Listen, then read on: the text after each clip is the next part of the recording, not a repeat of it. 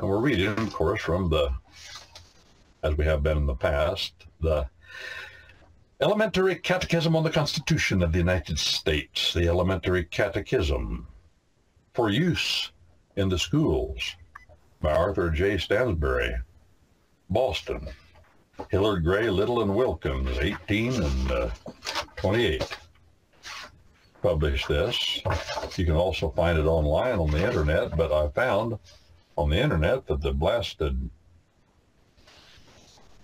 questions aren't numbered. Now, in this edition of Wilkins, Hillard Gray, Little, and Wilkins, they're numbered, so Miss Francine and I know where we left off. See, that's the point.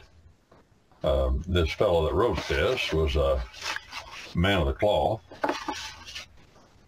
a clergyman there, and I believe he's in New England. This is Brent Allen Winters, commonlawyer.com, www.commonlawyer.com, coming at you from the remote hinterlands of the lower Wabash River Valley, where the hogs, the frogs, and the dogs keep up a racket all night long. Let's go to this Catechism of our Constitution of the United States. Question number 93. 93 out of 333 questions. Supposing Congress create a new office. Now, if you're a Nazi grammar type person, a grammar Nazi, that ought to grate your ears just a little bit. Let me read that again. Supposing Congress create.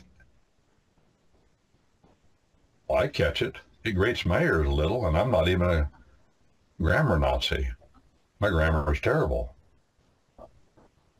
No, my grandma, that's different. Don't get the idea I'm talking about my grammar. My grandma, she wasn't terrible. Grammar. Supposing Congress create. Why doesn't he say supposing Congress creates? Isn't Congress in the singular here? Then the verb ought to be in the singular, and creates is the singular of the verb, create. But he doesn't say that.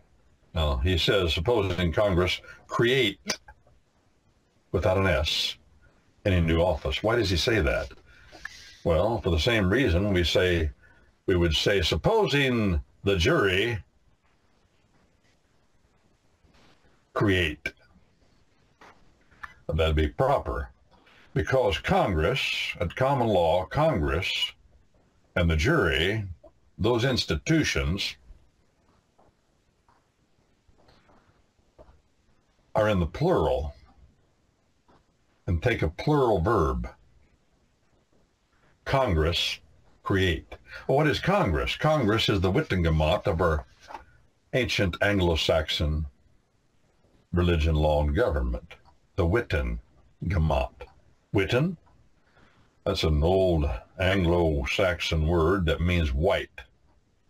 Specifically, it means the white, bearded men. Witten.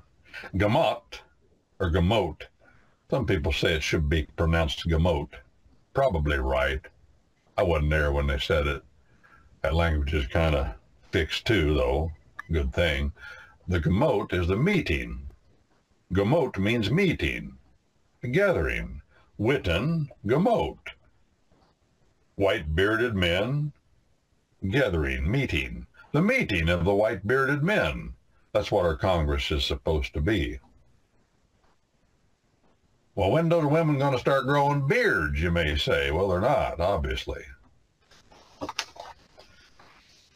If they had beards, they'd be men, but they don't have beards. I hope they don't.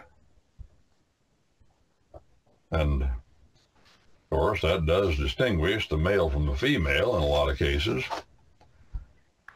We all have, of course, men have some female hormones like estrogen, and women have some male hormones like testosterone, but not much testosterone, and men don't have much estrogen, but it's there for health reasons. But the point I'm making is that the words in the Bible also translated elders in the Old Testament and translated elders in the New Testament. are words in the Hebrew tongue and in the Koine Greek tongue that mean white bearded men. Congress was called the Witenagemot before the Norman invasion of 1066, the Norman invasion of England by William the Bastard. That's what they called him, William the Bastard. The reason they called him William the Bastard was because he was a bastard. Now, that doesn't mean he was a nasty man. That means he was born out of wedlock. That's a term of art in our common law body of law. Bastard is a term of legal art. We've taken it and made it something very ugly, unfortunately. Why? Because, well, at law, if you were a bastard, you were born out of wedlock, you didn't inherit anything. You were persona non grata. It got that way. It wasn't supposed to get that way, but people got to looking down on people born out of wedlock as though they were some kind of animal or some kind. Shucks, I've known a lot of people born out of wedlock, haven't you? Some of the finest folk I know. You know, back in those earlier days, well, back in the 1500s, one of the most famous men in Europe was born out of wedlock, William the Bastard. He didn't like that, though. People called him that sometimes. He'd try to take a castle or something someplace, and people would taunt him. The soldiers up on the walls of the castle call him William the Bastard. And one time that happened, and they finally took the castle. He was hot under the collar about it. He took all the prisoners of war, and he somehow got it out of them, probably through torture. Which one of them said that? He didn't kill him. He just cut off his hands and his feet and left him. Kind of put a stop to that. Most people stopped calling him William the Bastard after that. But that proved that he was a bastard in the sense of where we use the word today, of course. But it's a term of legal art. It was unfortunately, well, Erasmus was unfortunately used in a negative sense. Erasmus, the most well-known scholar in all of Europe, the man that finally published the New Testament in Koine Greek, Erasmus. He was a Dutchman, well-known in England, and Henry VIII knew him well. Erasmus. He was a Dutch bastard son of a Dutch Roman priest. Of course, the Roman priest had millions, probably millions of bastard sons all over Europe. You tell a man you can't get married and enjoy the company of a woman, the intimate company of a female. You think that's going to stop it? So what they did was that, well, we took a vow we couldn't get married and have a wife, but we didn't take a vow that we couldn't produce babies anytime we wanted, and they did, by the thousands and hundreds of thousands. Erasmus was one of those children. So it's an unfortunate development of language that we began to use in our culture, the word bastard in a negative sense. But white-bearded men, the Witenagemot, after the Norman invasion of the French-speaking Normans, they weren't French, but they spoke French because they'd conquered about a third or a half of France. They were from Norway, and they picked up the French tongue. And so when they got to England in 1066, the Witenagemot was there, the meeting of the gray-bearded men. Rule by a body of men. Rule? No, not rule. No. Co-equal branches of government. And this body of men, the white-bearded men, the Witenagemot, had developed centuries before, had different names down through the centuries, all over the tribes of Northern Europe, called different things, but always coming back to the idea of the elders. The Thane and the Thang, and the word thing, T-H-I-N-G, was one of the names in some locales. Thing, sometimes thung, sometimes thang, sometimes thane. Thane is singular, but all over the Nordic and the Germanic world, these meetings of the gray-bearded men still take place. They've been doing it for 1,000, 2,000 years. Some of those islands up there in the North Sea. Every year they still have that meeting, and they have it out in the open, as they have anciently done for records reveal well over 1,000 years. They still do it. Most of it, not all of it, but most of it in those parts of the world is still a matter of custom, more than a reality of government. But that's the origin. And the origin, no, that's our ancient jury and our ancient Congress. Well, then the French-speaking people got there, and they call it the place where they parlay. That's French for discuss things. Parlay. And they call it parliament, parliament. And so the parliament is the Wittenagemot. And the gray-bearded men had extensive control over the king. The gray-bearded men, the meeting of the gray-bearded men had real power over the king.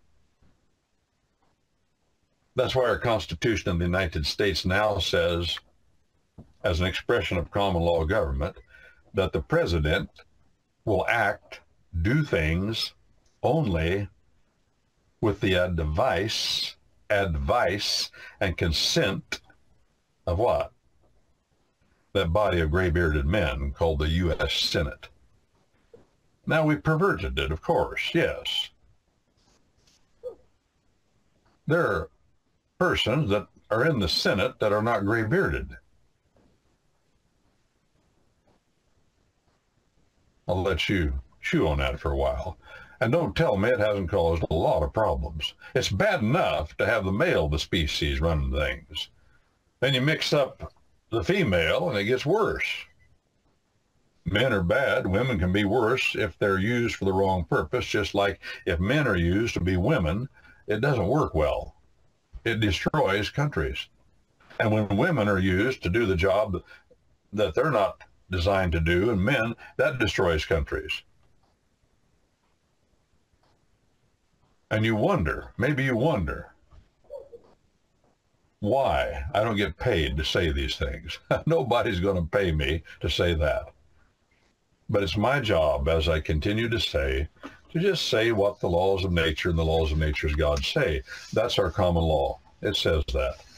And the Bible, in no uncertain terms, says the same thing.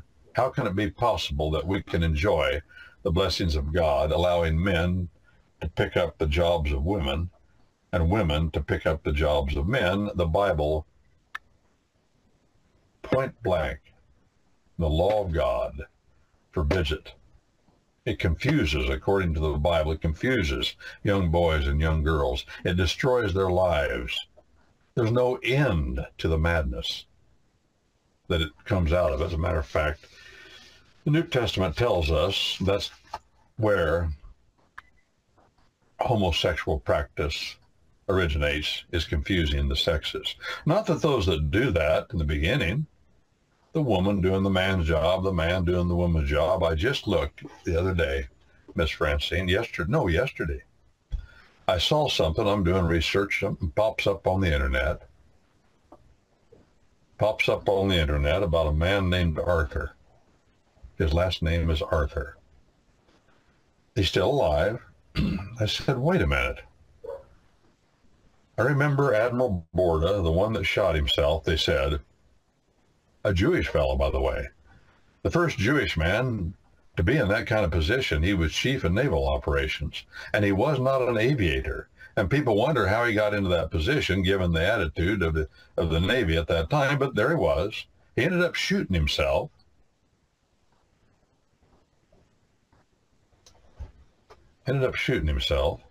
They said, because another retired Army officer accused him of having insignias on his uniform that he wasn't entitled to. Now, this other Army officer that did this,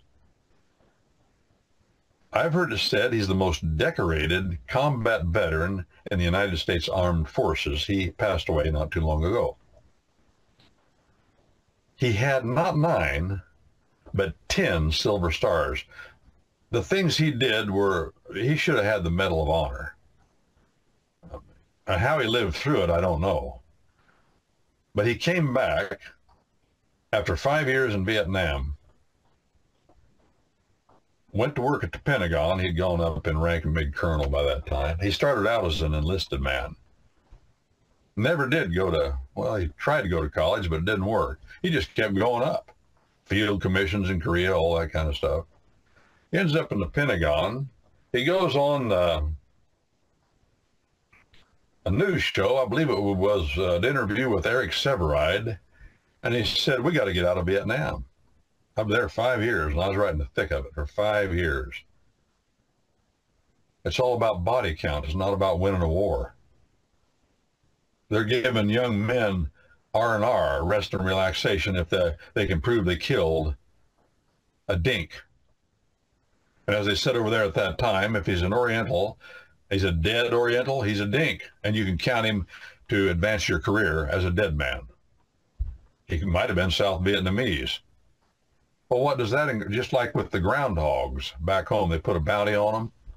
What's going to happen when you start doing, when you tell cops, hey, bring in more traffic tickets and we'll give you a break or give you a bonus, or what's he going to do?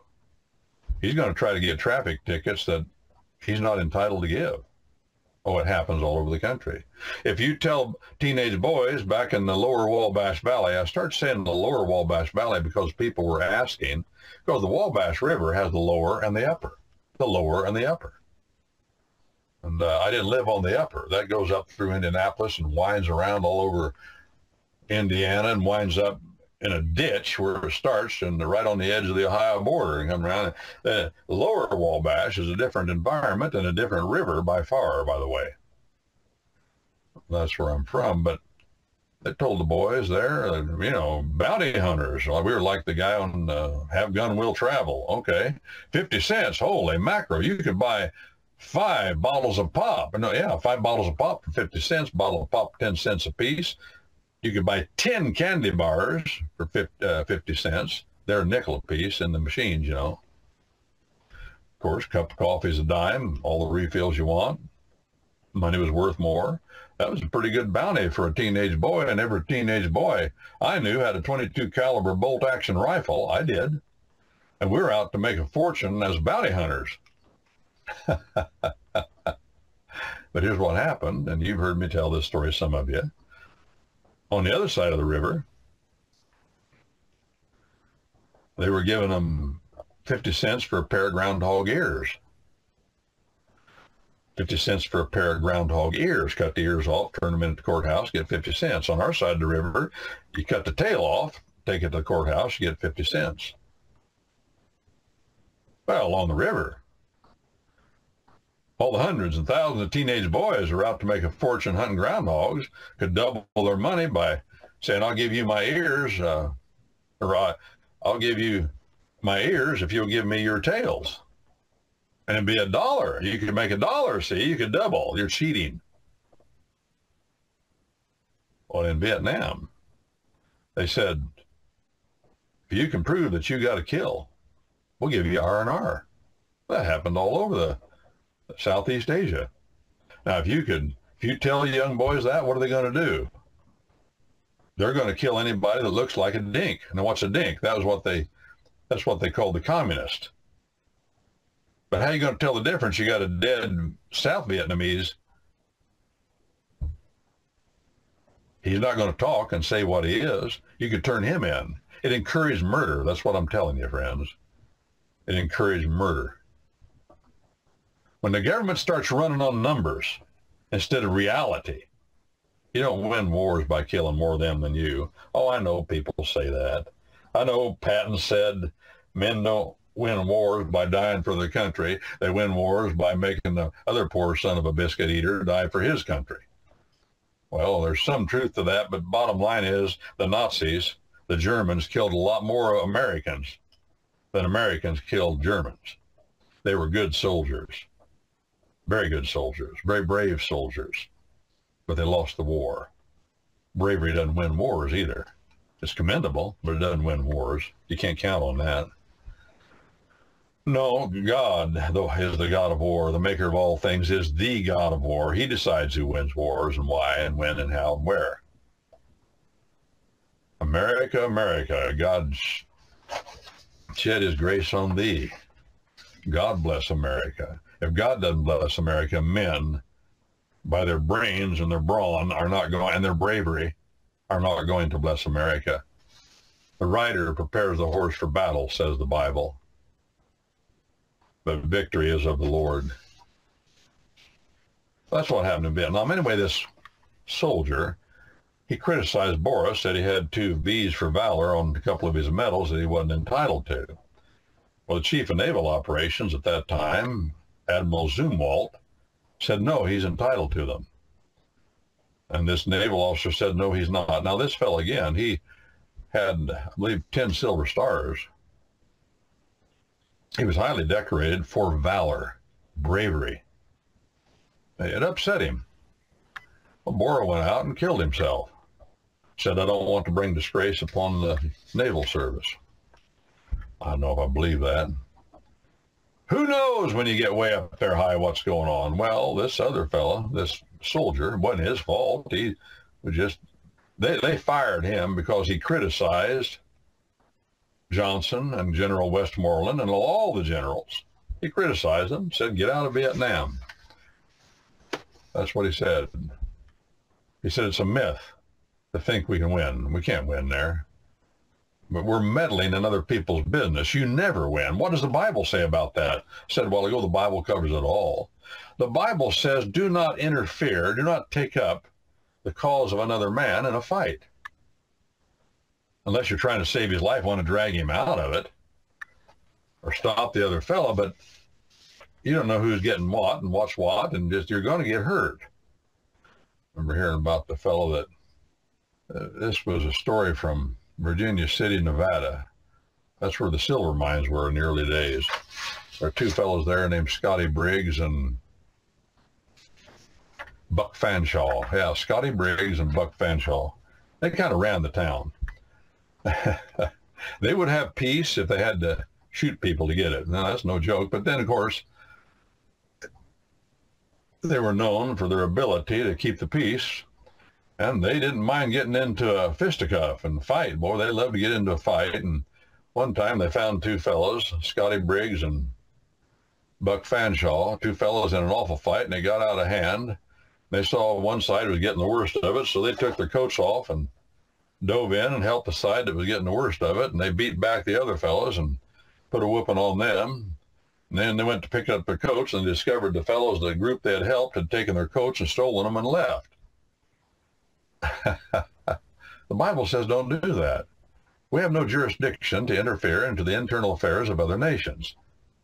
Oh, I know. We do it all a lot, never nonstop, seems like. Well, send the army over there and kill some of them fellows. Maybe that'll straighten that mess out. That's exactly what LBJ Johnson said. Let's kill some of them fellows. That'll satisfy the public. We'll kill some. That'll straighten them out. Let's sprinkle some blood in their faces, McNamara said, working for Johnson. We'll sprinkle some blood in the Americans' faces, then they'll want to go to war. That was all fake. All that incident, the Tonkin Gulf incident and all that. Just wanted to get into war because there's a lot of money to be made, not to mention LBJ's wife. We called her Lady Bird. LB, Lady Bird Johnson. LBJ, Lyndon Baines Johnson, his wife, Lady Bird Johnson, called her Lady Bird. Oh, Lindy, he was smart. He didn't own any stock in the Bell Helicopter Company, but she did. She made a fortune off that war. Without a nerd, of course, to Uncle Lindy, LBJ, we called him Uncle Lindy. Lyndon Baines Johnson, scoundrel. No, we're treasonous, murderous. But it came down to, they weren't trying to take territory and conquer the country. It came down to they were counting how many KIAs there were, or killed in action. Well, if members of Congress engage in debate, we did that one, 93, supposing Congress create any new office, that is, appoint some public duty to be done and allow the person who does it a compensation. We'll hire you, we'll contract you, Blackwater or BlackRock or whatever, do this for us. Or shall increase the pay before allowed for doing the duties of an office that is already established, may any member of Congress which did this be appointed to such office. If Congress votes, we're going to have a contract with these people, and we're going to establish this new office, and we're passing legislation to establish a Department of Education, and then the President of the United States appoints one of the congressmen that have voted for it to be head of the Department of Education. Can that happen? Answer, no. Not till the whole time for which he was chosen a member shall have expired. His term shall have had to expire. By the way, D.J. Trump said he was going to eliminate the Department of Education. Why? Because it's unconstitutional. That's why. That's easy. Where's the word education in the Constitution of the United States? If the Constitution of the United States does not give express authority for Congress to do something, or for the President, or for the Supreme Court to do something, they don't have authority to do it, period. That's axiomatic. A graduate of the U.S. Naval Academy, you'd think he would be a patriotic American. Jimmy Carter just passed away at age 100, I believe, recently. Gave away the Panama Canal after all the deaths of Americans from malaria, trying to build that. I don't know, thousands of men died from malaria trying to build that canal during the presidency of Teddy Roosevelt. Teddy Roosevelt couldn't find anybody. He said, I can't find anybody that'll go down there and make the dirt fly. That's the way he said it. Make the dirt fly. Finally found the fella, an engineer who'd never been to college. I don't even know if the man ever been to high school or grade school. I don't think he had. That's the way America used to do things, but he knew what he was doing, and he went down there and made the dirt fly. And he dug that canal. And he had men working for him. He understood what was going on, but he got the big picture. He could move the material. He built a railroad, all sorts of things. Men dying down there from malaria, yellow fever or something. What was it? The mosquitoes come biting them, and they get whatever it was. That's not the important point. I'm making the point. Jimmy Carter just gave it away. Now the Chinese have it. How stupid. Stupid, that means thick and slow. That means to be a dullard. It means to be dullardly. You know, they said Jimmy Carter paid more attention. He had a little thing taped to his desk in the Oval Office, a little piece of paper. And he would keep track of there who had the next time slot to play tennis at the White House, or the tennis court that was connected to the White House. And he was very, very careful that everyone was treated fairly. He was more interested, no kidding, he was more interested in that than he was whether or not we should get, well, we don't need the Panama Canal, or whether or not the Ruskies were trying to invade, or the communist Chinese. He didn't care. He was worried about treating everybody fairly. He was a fair president. Was he a nice guy? Sure, he was a nice guy. What does that got to do with being president? Well, you got to be a nice guy to get elected. That's true. But when it comes to being president, that's not what we're after. Some guy that wants to treat everybody fair and hire more people and make sure everybody's got a job. He's commander-in-chief, for crying out loud, leader of the free world. Let somebody else take care of the blasted tennis court and who gets to play tennis. That's Jimmy Carter. Give it away. And then he promised the teachers union in America that he would establish a Department of Education if they would put him in office, put their support behind him. And they did. And so when he got into office, he established a Department of Education at the federal level. Unconstitutional. What did it do?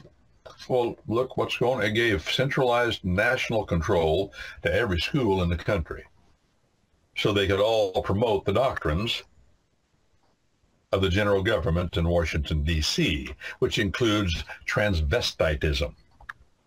That's just the tip of the iceberg. Evolution.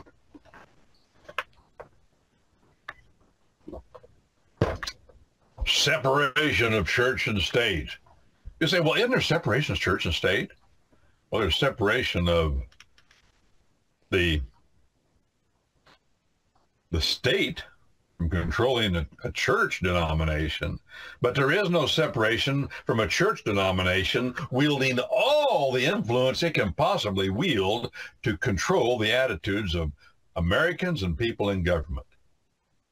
We're on the public platform right now. What am I doing? What am I doing? I know some of you people have said to yourself, what in the world is this man trying to do? Well, let me tell you what my idea is, what I'm trying to do. I'm trying to wield all the influence I can. Miss Francine and I are here for that reason, to wield all the influence that we can to influence men in government. Absolutely. There's a separation that keeps government out of church groups and denominations. But our common law tradition is a Christian tradition. And we are here to influence government and Christian culture as much as I possibly can. I cry out. With John Knox during the Reformation in Scotland, I cry out, Lord, he said, Lord, give me Scotland or I die. Well, Lord in heaven, give me back my country. I'm a nobody without the land that I love, that the Lord my God has given me. And you are too. Every man, every woman is a nobody of no significance if he is without a country. Man and woman without a country is not living the Christian life that gives the significance to him that God has for him or her. A man without a country. Well, Department of Education, unconstitutional. Question 94, how do Congress, there's that verb again, you see. Not how does Congress proceed in making the laws. How do Congress, that stresses that Congress is made up of many gray-bearded men is the idea that, by the way, I said Senate. The Senate is in control of the presidency, the gray-bearded men in this sense. Only with the advice and consent of the Senate can he do what he does, with one exception. And this was true at common law 1,500 years ago. One exception. Once the gray-bearded men have declared war, what does our Constitution say? Who has the power to declare war, to declare who our enemy is? The Congress, the gray-bearded men, the Wittengemot of ancient Anglo-Saxon England. Justice James Wilson said, he was on the first panel of the Supreme Court of the United States. He said, we establish government in America, reaching back over 700 years to when the Anglo-Saxons' common law was the controlling law, not the Normans, the Wittengemot. And so when I think, and he was right, and others said the same thing, when I talk about the Constitution of the United States, which is a brief of common law government, if you don't know something about common law government, then there's nothing to inform that brief that doesn't say much, frankly, very short. Our common law is what breathes life into our Constitution of the United States. Without our common law, our Constitution of the United States is a dry and dispirited skeleton of words. That's why it's boring to read and people don't read it, although they know it's important. They don't know what it means. They can't. So when I talk about it here, listen up, perk up your ears to what the common law is to inform what this document means. Case in point. The Senate of the United States the President of the United States, who is our king. That's a common law king office, not an emperor. He's not the guy that's the commander that tells everybody what to do. He is not the imperator, the imperial dictator. No, he's a common law king. That means his powers are very limited. We don't call him a king. We've separated ourselves from Britain, but that's what he is. He is the executive branch of government, just like the sheriff in your county is the chief law enforcement officer that you in your county chose to put into office. The governor in your state is the chief enforcement officer in common law government called the executive branch. Chief and law enforcement officer of the state. He doesn't trump the sheriff in his county, though. The President of the United States is the chief law enforcement officer of that general government in Washington, D.C., but he does not trump the governor within the boundaries of his state, and the sheriff, or the president, does not trump the sheriff within the boundaries of his county. That's common law government. No, nothing like it in all the world.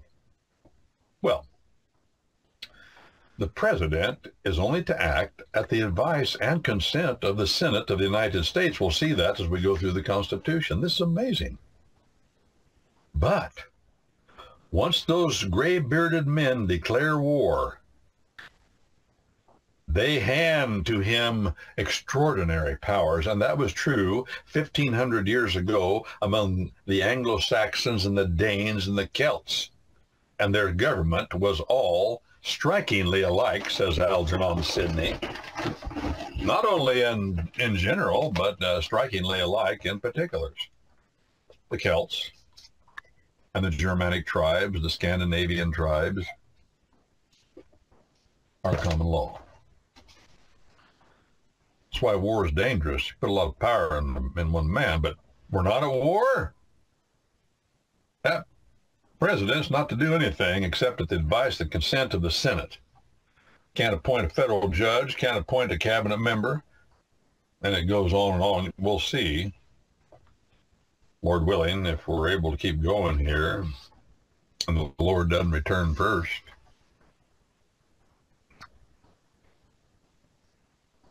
How do Congress proceed in making laws? That's proper grammar. Like we say, how do the jury come to their conclusion? That's do, not does. I make mistakes about that, but he's being persnickety about being proper about King's English. Answer, a member usually proposes that some other members called a committee shall consider whether it will not be proper to make a law for some particular matter, which he explains. If a majority of the members of Congress think it will be best to consider the matter, they order certain members to consider it. What do we call that? A committee.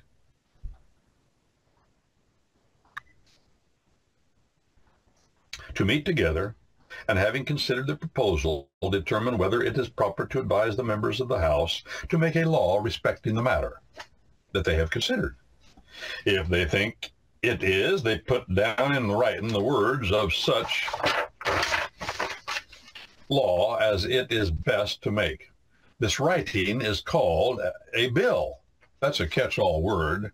You can get a bill from the electric company. You can get a bill from the water company. But they call it a bill too. Well, what is a bill? It's just a word that means a piece of paper. But when it's applied to Congress, it's talking about what they propose as legislation. Oh, by the way, I'm going to end with this. When one of the committees that's appointed decides that a bill ought to be offered for a vote, there are folk that work for the Congress of the United States that are full-time salaried members, often lawyers, that they employ to write bills. They say, here's what we want. We want a bill that does this, this, this, this, and then they go to work. They don't write it. They can write it themselves if they want to. In the early days they did, but now they hire a group of lawyers to do that. This is Brent Allen Winters, commonlawyer.com, www.commonlawyer.com. coming at you from the remote hinterlands of the lower Wabash River Valley, where the hogs, the frogs, and the dogs keep up a racket all night long.